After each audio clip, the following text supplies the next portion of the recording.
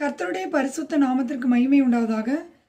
இன்றைய வேத வசனம் யோவான் 14:27. சமாதானத்தை உங்களுக்கு வைத்து போகிறேன். இயேசு கிறிஸ்து அவருடைய சமாதானத்தை நமக்கு கொடுத்திருக்கிறார். உலகம் கொடுக்கிற பிரகாரமாக அல்ல. நம்முடைய இருதயம் கலங்காமலும் பயப்படாமலும் இருக்க வேண்டும். இயேசு கிறிஸ்து சிலுவையில் சிந்தின இரத்தத்தினாலே நமக்கு சமாதானத்தை உண்டாக்கினார்.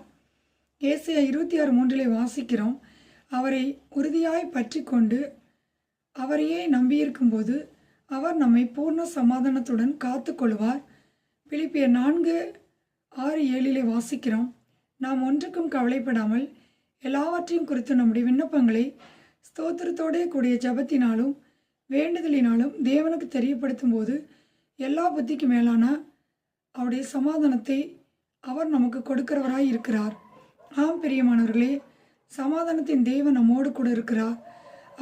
அவருடைய சமாதானத்தையே நமக்கு தந்திருக்கிறார்.